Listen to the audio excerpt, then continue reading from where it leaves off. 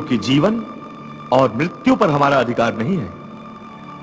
हम देवता लोग स्वयं भी अमर नहीं हैं।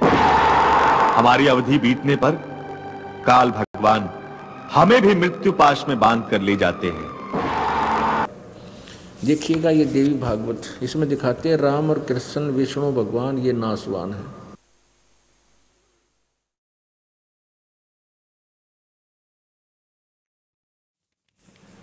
संक्षिप्त देवी भागवत, सचित्र मोटा टाइप, संपादक हनुमान प्रसाद पोदार, चिमनलाल गोस्वामी। ये कहाँ से प्रकाशित है? गीता प्रेस, गोरखपुर से।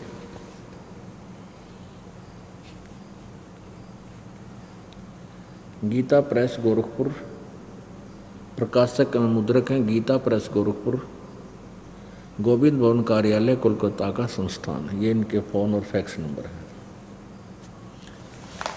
इसके 123 पृष्ठ पर तीसरे स्कंद में, तीसरा स्कंद 123 पृष्ठ पे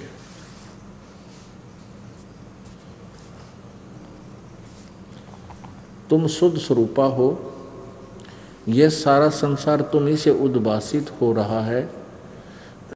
विष्णु जी अपनी माता दुर्गा की महिमा स्तुति कर रहे हैं। तुम शुद्ध स्वरूपा हो, यह सारा संसार तुम्ही से उद्भासित हो रहा है। मैं ब्रह्मा और शंकर हम सब तुम्हारी कृपा से विद्यमान हैं। हमारा आविर्भाव अर्थात जन्म और तिरोभाव अर्थात मृत्यु हुआ करता है। हमारा तो जन्म और मृत्यु हुआ करता है, केवल तुम ही नित्य हो, जगत जननी हो, प्रकृति और सनातनी देवी हो। ये प्रकृति शब्द याद रखना कि दुर्गा को कहते हैं।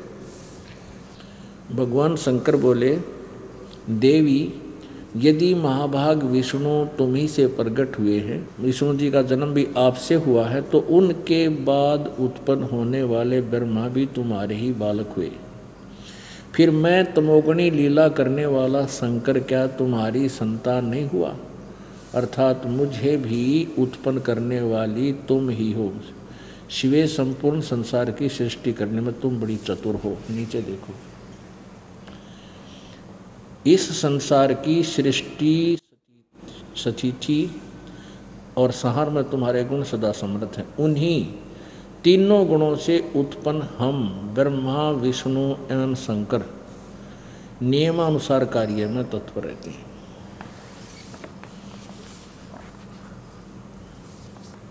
अब इससे चार बातें सिद्ध होगी। एक तो ये होगी कि ब्रह्मा और विष्णु और शिव जी ये नासवान हैं, इनकी जन्म और मृत्यु होती है। दास नहीं कह रहा, इनकी हिस्ट्री सीट बता रही है, इनकी जीवनी में लिखा है।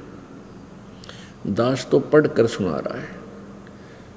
और जो हमारे पवित्र हिंदू धर्म के गुरुजी थे, जो केवल भाषा संस्कृत अवश्य जानते थे, तत्व ज्ञान से अपरिचित थे, वो इनके इतिहास को समझ नहीं सके। ये दंत कथा लोक वेद सुनाते रहे। ब्रह्मा विष्णु महेश अजरो अमर हैं, इनके कोई माता पिता नहीं है, ये सर्वेश्वर हैं, सभी ब्रह्मांडों के कुल मालिक हैं, इनका जन्म मृत्यु नहीं होता।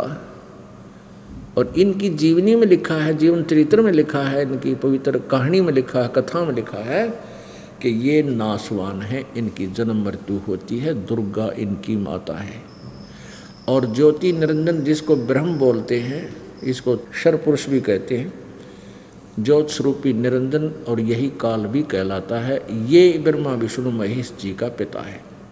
और इस ब्रह्म को श्राप लगा हुआ है 1,00,000 मानव शरीरधारी प्राणियों के सूक्ष्म शरीर से गंध निकाल के, इनको तपस्या पर भून कर सूक्ष्म शरीर को, उसमें से वो मैल निकाल कर पीने और खाने का। इसके लिए इसने अपने तीनों पुत्रों को ड्यूटी दे रखी है, और इनको तीनों को एक एक गुण युक्त कर रखा है। रजगुण युक्त ब्रह्मा जी, सतगुण युक्त विष्णु जी और तमगुण युक्त शंकर जी। तो इसमें ये चार बातें सिद्ध होगी, चार कंसेप्ट क्लियर हो गए कि ब्रह्मा विष्णु महेश नासवान है। एक तो ये, दूसरा ये हो गया कि दुर्गा इनकी जननी है, माता है, इससे इनका जन्म हुआ है। तीसरा ये हो गया कि ये रजगुण ब्रह्मा है, सतगुण विष्णु, तमगुण शिव जी। और चौथा ये है कि नियमानुसार कार्य करने में ही तत्पर रहते हैं, यानी कि हम किसी के भी भाग्य को, जो उसके भाग्य में लिखा है, पुण्य और पाप को घटा बढ़ा नहीं सकते। जो जितना जिसका संस्कार है उसको नियमित ही दे सकते हैं।